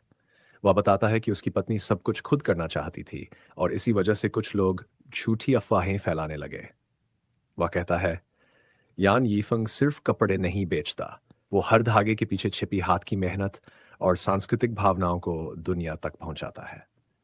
मेरी पत्नी ने गांव की महिलाओं को रोजगार दिया, परिवारों को जोड़ा और बच्चों को फिर से माता पिता के साथ रहने का मौका दिया। वो सिर्फ एक डिजाइनर नहीं, बल्कि एक समाज सेविका है। मेरी आइडियल और मेरा गर्व। हामिंग के ये शब्द टीवी पर लाइव चल रहे हैं। जुयान अपने घर में टैबलेट पर इंटरव्यू देखती है। उसकी आंखों से आंसू बहने लगते हैं। दूसरी तरफ एक बार में बैठा उसका राइवल ये सब देखकर गुस्से से फोन पटक देता है। ये शेन हाउमिंग बहुत चालाक है। मीडिया इस्तेमाल करना और पब्लिक ओपिनियन को मोड़ना इसे बखूबी आता है। उसकी बातें बताती हैं कि अब कहानी का अगला मोड़ और खतरनाक होने वाला है। सीन फिर जुयान के स्टूडियो में लौटता है और पूरी टीम उत्साह में झूम रही है। एक मेंबर खुश होकर कहता है, यान जी, सिर्फ 1 घंटे में हमारे 500 से ज्यादा फॉलोअर्स बढ़ गए हैं।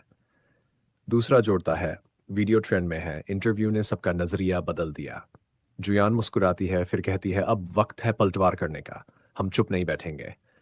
हम लाइव स्ट्रीम करेंगे और लोगों को सच्चाई दिखाएंगे।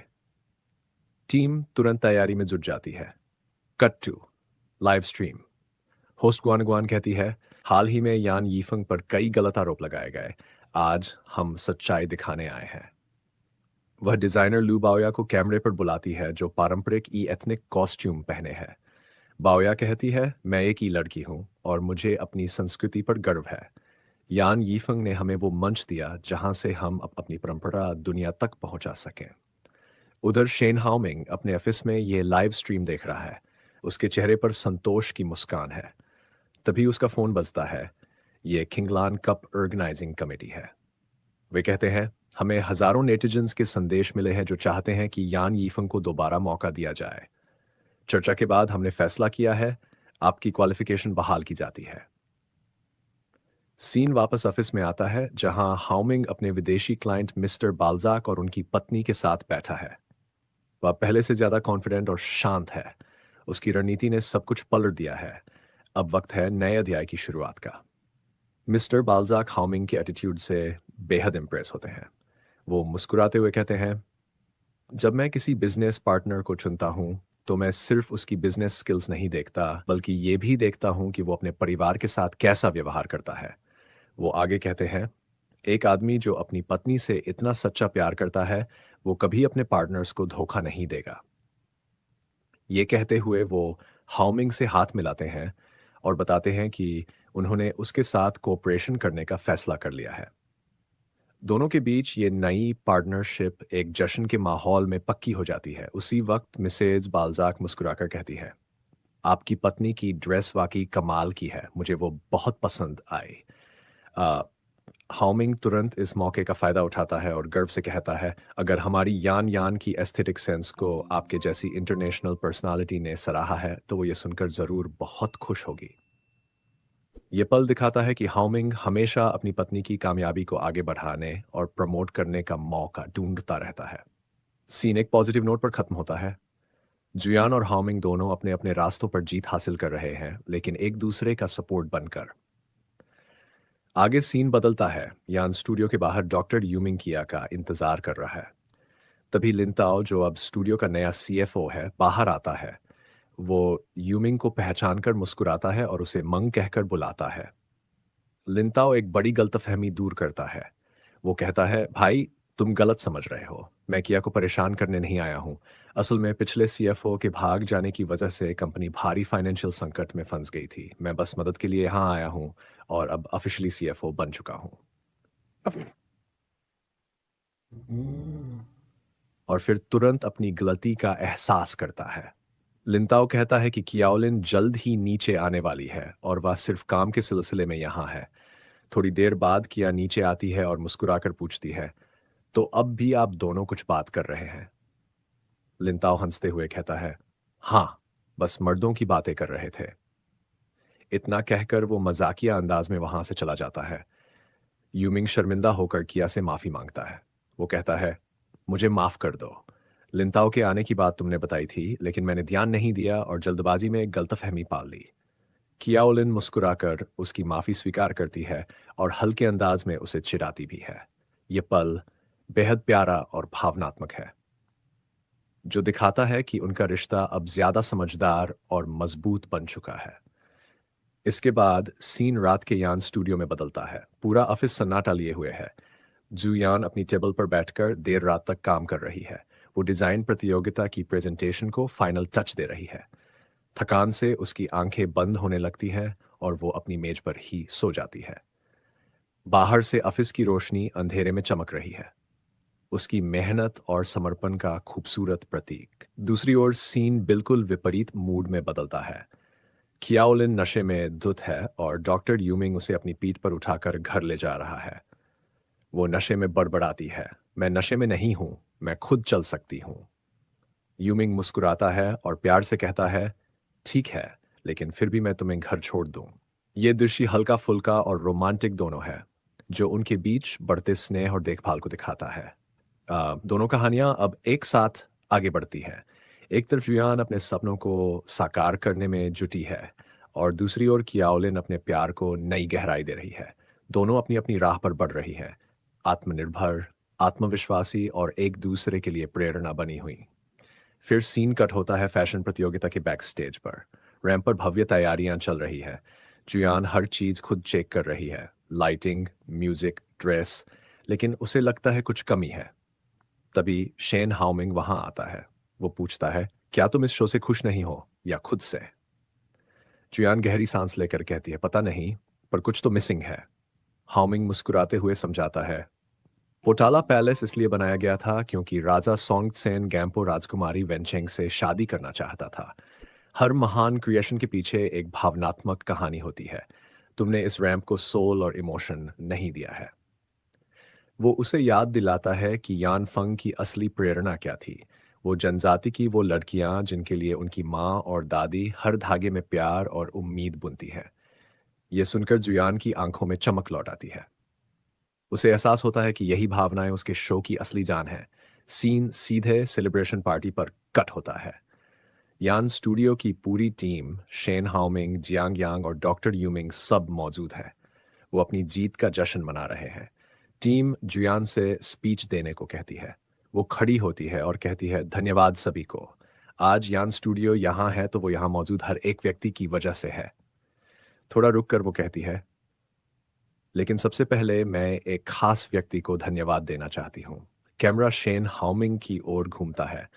उसे यकीन होता है कि ये धन्यवाद उसके लिए होगा, लेकिन जुयान कहती है, धन्यवाद डायरेक्टर जियांग यांग। हाउमिंग के चेहरे पर मुस्कान फीकी पड़ जाती है। वो कुछ कह नहीं पाता, लेकिन उसकी निराशा साफ झलकती है। टीम जियांग यांग के नारे लगाने लगती है दिन है और इस शोरगुल में हाउमिंग पूरी तरह अकेला पड़ जाता है।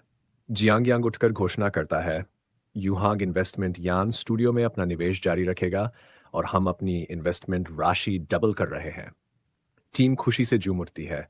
टोस्ट किए जाते हैं, हंसी खुशी का माहौल छा जाता है। लेकिन उसी भीड़ के बीच शेन हाउमिंग चुपचाप बैठा है। उसकी आंखों में दर्द और तन्हाई साफ छलकती है। वो देख रहा है, उसकी पत्नी की जीत का श्रेय अब किसी और को दिया जा रहा है। पार्टी की आवाजों में उसकी चुप्पी गूंजती है और इसी गहरे भावनात्मक पल के साथ ये एपिसोड खत्म हो जाता है। एपिसोड की शुरुआत उसी बार से होती है जहां यान स्टूडियो की पूरी टीम और उनके साथी खुशी मना रहे हैं। माहौल बेहद जिंदा दिल है। सब हंस रहे हैं, बातें कर रहे हैं, डेफ और अपने प्रोजेक्ट की सक्सेस को सेलिब्रेट कर रहे हैं। लेकिन इसी बीट के बीच शेन हाउमिंग और जू यान के बीच की टेंशन एक नए मोड़ पर पहुंच जाती है। ईर्ष्या और गलतफहमियां अब खुलकर सामने आने लगी हैं। अम, शेन हाउमिंग अपने दोस्त डॉक्टर यू इमिंग के साथ थोड़ी दूरी पर बैठा है। दोनों बाकी सबको हंसते हुए देख रहे हैं। हाउमिंग का चेहरा गंभीर है। वह डॉक्टर यू से पूछता है, क्या वर्क की बातें इतनी एंजॉयबल हो सकती हैं? उसके लहजे से उसकी जलन साफ झलकती है। डॉक्टर यू माहौल हल्का करने की कोशिश करता है और कहता है कि शायद सब इतने खुश इसलिए हैं क्योंकि आने वाले प्रोजेक्ट्स अच्छे से सेट हो चुके हैं। इसी दौरान लियांग जू जू यान के पास बैठ जाता है और हल्के फुल्के अंदाज में फ्लर्ट करने लगता है। वो स्पेनिश में उसकी तारीफ करता है। ये देखकर हाउमिंग का गुस्सा बढ़ जाता है। वह अपनी प्लेट में रखे मांस को गुस्से से काटने लगता है, मानो उस पर अपना गुस्सा उतार रहा हो। डॉक्टर यू उसे शांत रहने का इशारा करता है। थोड़ी देर बाद जुयान की बहन काओलिन नए सीएफओ लिन ताओ के नाम एक टोस्ट करती है और टीम का मनोबल बढ़ाती है। सब लोग शेन हाउमिंग को भी थैंक यू कहते हैं और मजाक में पूछते हैं कि क्या बिल पे रहने का उसका वादा अभी भी कायम है। हाउमिंग जबरदस्ती मुस्कुराते हुए हाँ कह देता है। तभी लियांग जू एक एक गेम सजेस्ट करता है। वो कहता है, चलो डार्ट्स खेलते हैं। जो बुलसाई हिट करेगा उसे मैं वहीं के वहीं डेट युआन ट्रांसफर करूंगा। यह बात वो अपने अमीरी और स्टेटस दिखाने के लिए कहता है। यह सुनकर हाउमिंग और ज्यादा असहज हो जाता है। टीम में उत्साह बढ़ जाता है, सब खेलने को तैयार हो जाते हैं, लेकिन जुयान परेशान नजर आती है। उसे महसूस होता है कि यह सब उसके और हाउमिंग के बीच की खटास को और बढ़ा रहा है। वह खेलने से इनकार कर देती है और टीम को खेलने के लिए भेज देती है। फिर वो हाउमिंग के पास जाकर उसे साथ खेलने के लिए कहती है, लेकिन वह ठंडे लहजे में मना कर देता है। माहौल में सन्नाटा छा जाता है। जुयान को महसूस होता है कि वह बहुत नाराज है, इसलिए वह पूरे कमरे के सामने ग्लास उठाकर कहती है, मैं तुम्हें थैंक यू कहना चाहती हूँ, ये जाम तुम्हारे नाम। ये सुनकर हाउमिंग भी बिना कुछ बोले अपना पूरा ड्रिंक एक ही सांस में खत्म करता है, ग्लास टेबल पर पटकता है और कहता है तो फिर मैं चलता हूँ, और बिना पीछे देखे वहां से चला जाता है।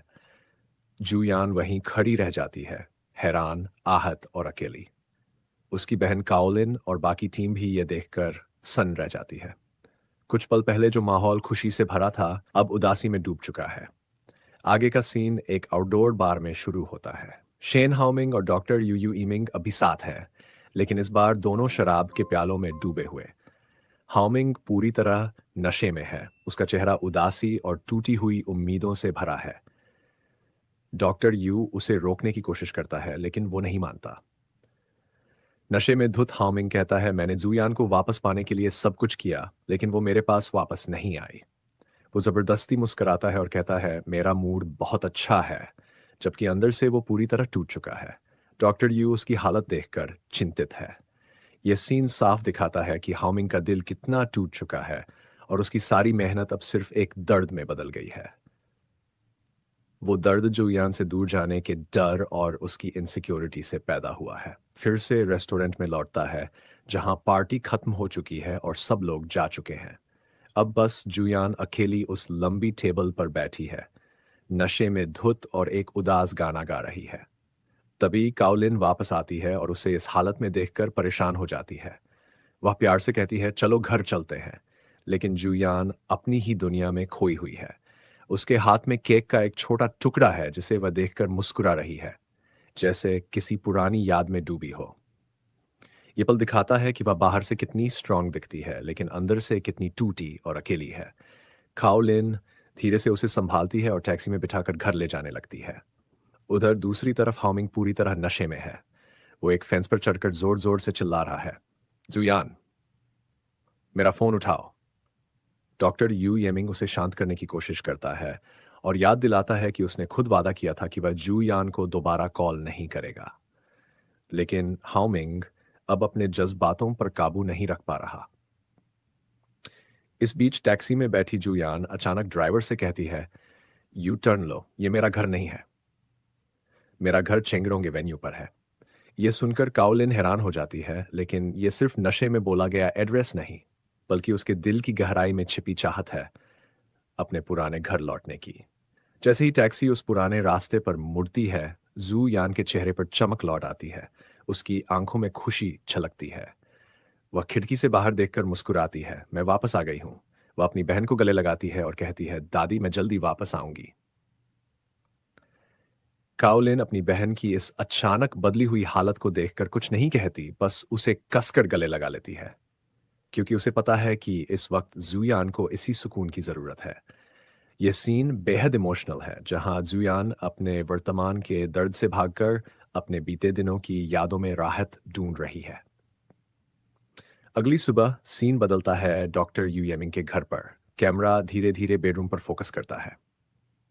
जुयान और शेन हाउमिंग एक ही बेड पर सो रहे हैं। जुयान की आंख खुलती है और जैसे ही वह समझती है कि वो किसी अनजान जगह पर है और हाउमिंग उसके बगल में है, वह डरकर पीछे हटती है। हाउमिंग उसे रोकने की कोशिश करता है, लेकिन वह झटके से कहती है, मुझे मत छुओ। दोनों बेहद अनकंफर्टेबल है। तभी दरवाजे पर नॉक होती है। डॉक्टर यू और काओलिन अंदर आते हैं और उन्हें इस हालत में देखकर दंग रह जाते हैं। हाउमिंग गुस्से में पूछता है, तुम लोगों ने यहाँ क्या करने आ गए? जुयान खुद भी कंफ्यूज है कि वो यहाँ कैसे पहुंची।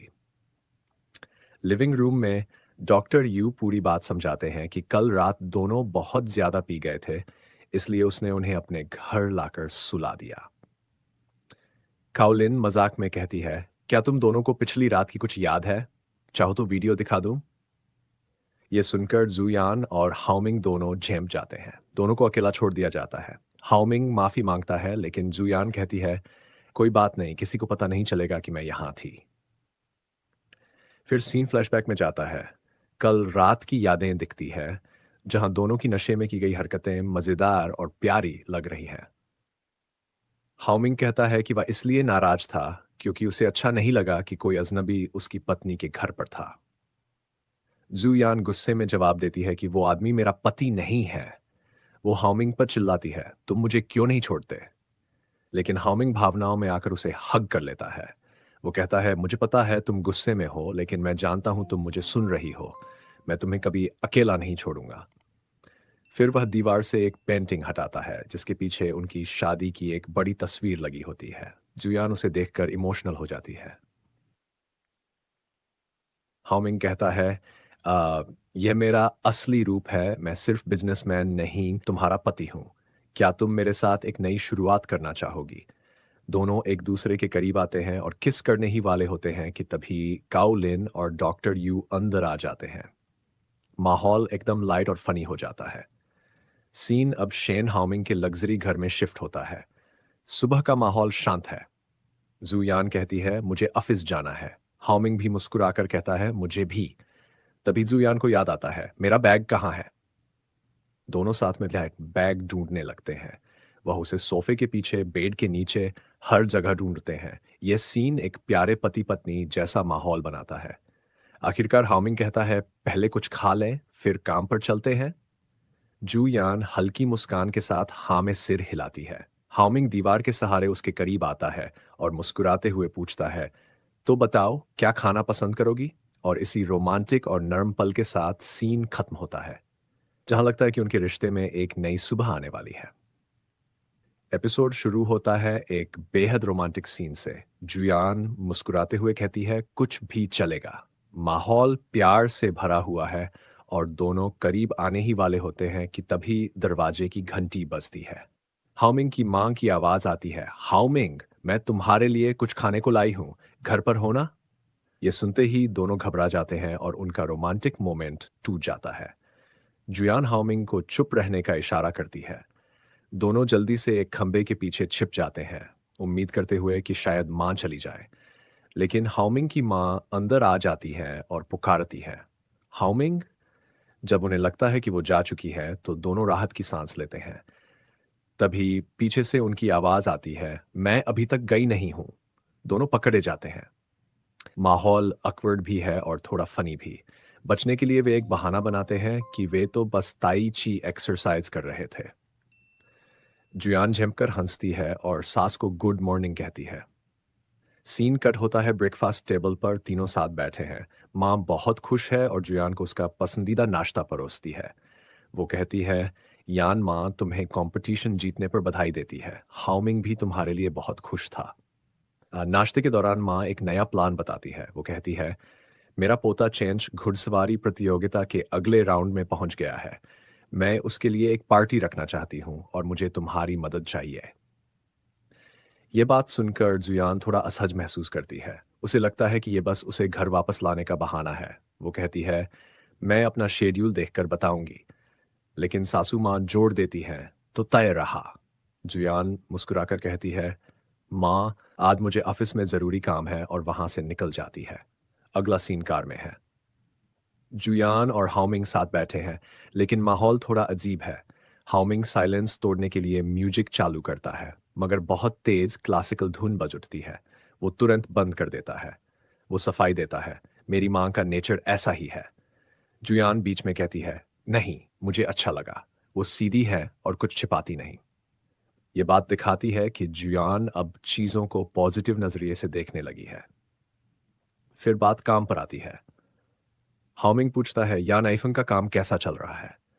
जुयान गर्व से बताती है, कंपटीशन के बाद सेल्स फिर से नॉर्मल हो गई है और तीसरा बैच फैक्ट्री में बन रहा है। अब मैं ट्रेडिशनल वीविंग और नेचुरल डाइंग टेक्निक पर नई सीरीज बनाना चाहती हूँ, जैसे शू ब्रोकेड, सियांग यून सिल्क और शियाबू। हाउमिंग उसकी पैशन से बहुत इम्प्रेस होता है। वो बताता है कि उनके विदेशी क्लाइंट मिस्टर बेलजैक और उनकी पत्नी को भी जुजुयान के काम में दिलचस्पी है। वो सजेस्ट करता है क्यों ना हम उन्हें कल डिनर पर बुलाएं। जुयान मान जाती है। हाउमिंग मजाक में कहता है मिस्टर बेलजैक को वाइन बहुत पसंद है, लेकिन तुम कल मत पीना। अ, जुयान मुस्कुराते हुए जवाब देती है क्यों नहीं, मैं पी सकती हूँ। दोनों हंसते हैं और माहौल फिर से हल्का और प्यारा हो जाता है। जुयान डैशबोर्ड देखती है और कहती है जिया ओला, यानी गाड़ी में फ्यूल भी भरो और खुद में भी एनर्जी भरो। हाउमिंग मुस्कुराकर कहता है मैं जरूर करूंगा। उनके बीच का प्यार और समझदारी साफ छलकती है। अगला सीन यान स्टूडियो का है। जुयान मीटिंग में सबकी तारीफ करलियन मजाक में कहती है अब फैक्ट्री का मैनेजर बहुत कोऑपरेटिव हो गया है। जुयान कहती है सेल्फ रिलायंस ही असली ताकत है। जब तुम खुद स्ट्रांग होते हो तो पूरी दुनिया तुम्हारे साथ होती है। मीटिंग खत्म होने के बाद एक नया व्यक्ति आता है, डायरेक्टर झांग, जो गुबई टाउन के फूफिन चुंगसिन से है। वो बताता है कि उनका शहर नेचुरल प्लांट बेस्ट डाइंग की आर्ट के लिए मशहूर है, और वो चाहते हैं कि यानी फांग उनकी आर्ट को प्रमोट करे। ये सुनकर जुयान और काओलिन बेहद खुश हो जाती हैं। डायरेक्टर उन्हें एक औपचारिक इनविटेशन देता है। इसके बाद सीन बदलता है। जुयान एक धूप भरे अपार्टमेंट में है, सफेद ड्रेस में गा रही है, नाच रही है और रिकॉर्ड प्लेयर के साथ खेल रही है। वो अब आज़ाद और खुश महसूस कर रही है। उसी वक्त हाउमिंग अपने विदेशी क्लाइंट्स मिस्टर और मिसेज बेलजैक के साथ मीटिंग के लिए जा रहा है। झाड़ियों के पीछे से कोई उनकी तस्वीरें खींच रहा है। यह साफ है कि कोई उन्हें मॉनिटर कर रहा है। हाउमिंग को कुछ गड़बड़ महसूस होती है। दूसरी तरफ स्टीव कार में बैठा जुयान को फोन करता है और उसे बहकाने की कोशिश करता है। वो कहता है कि हाउमिंग ने यह सब सिर्फ बिजनेस के लिए किया है, न कि प्यार से। वो यहां तक कह देता है कि डिनर के फोटो भी प्लान किए गए ताकि मीडिया में आइडियल कपल की फेक इमेज बने। जुयान चुप रहती है, फिर फोन काट देती है। रेस्टोरेंट में जुयान पहुंचती है, जहां मिस्टर और मिसेज बेलजैक और हाउमिंग पहले से मौजूद हैं। सोफिया उसे हग करती है और बताती है कि वो उसी के बारे में बात कर रहे थे। वो कहती है कि हाउमिंग ने उसके लिए ड्रेस कस्टमाइज करवाई थी। ये दिखाता है कि वो सच में उसकी क्रिएटिविटी को सपोर्ट करता है। डिनर के दौरान मिस्टर बेलजैक कहते हैं कि वो ऐसे आदमी की प्रशंसा करते हैं जो अपनी पत्नी को खुद से बेहतर समझता है। जवाब में जुयान एक खूबसूरत टोस्ट देती है, मुझे अपने पति को थैंक यू कहना है, जिन्होंने मेरे पीछे से मेरी मदद की, यहां तक कि जब मुझे पता भी नहीं था। यह स्टीव की सारी बातों का जवाब है। वो अब पूरी तरह से अपने पति पर भरोसा करती है। डिनर खत्म होता है और मीटिंग सक्सेसफुल रहती है। दोनों साथ चलते हैं, चेहरे पर मुस्कान और दिल में सुकून। लेकिन तभी सब बदल जाता है। जुयान अचानक रुकती है और कहती है मैं घर जाना चाहती हूँ। हाउमिंग उसका हाथ पकड़ने की कोशिश करता है, लेकिन वो कहती है शो खत्म हो गया, जो कुछ मैंने किया वो तुम्हारे लिए था। वो सीधे पूछती है क्या सच में मिस्टर बेलजैक ने जिंदा ग्रुप को 3 महीने का इवैल्यूएशन पीरियड दिया है। हाउमिंग हैरान रह जाता है। वो सफाई देता है कि उसने जो भी किया बिजनेस के लिए था, लेकिन आज की रात एक्टिंग नहीं थी। तभी उसका असिस्टेंट एक फोटोग्राफर को पकड़ लाता है और बताता है कि उसका कनेक्शन स्टीव से था। अब सच्चाई सामने आ जाती है, स्टीव ही असली साजिश करने वाला था। जुयान कहती है अब मैं समझ गई हूं, कोई हमारे रिश्ते का इस्तेमाल तुम्हें फॉरेन मार्केट से बाहर करने के लिए कर रहा है। वो ठंडे लेकिन समझदार लहजे में कहती है अगर भविष्य में तुम मेरी मदद करना चाहो तो मैं उसे ओपनली एक्सेप्ट करूंगी, पर हमारे रिश्ते को बस जरूरत तक रहने दो। यह सुनकर हाउमिंग पूरी तरह टूट जाता है। जुयान चली जाती है और उसके हाथ की अंगूठी पर कैमरा फोकस होता है। उसके अंदर का कॉन्फ्लिक्ट और नया संकल्प साफ झलकता है। एपिसोड यहीं खत्म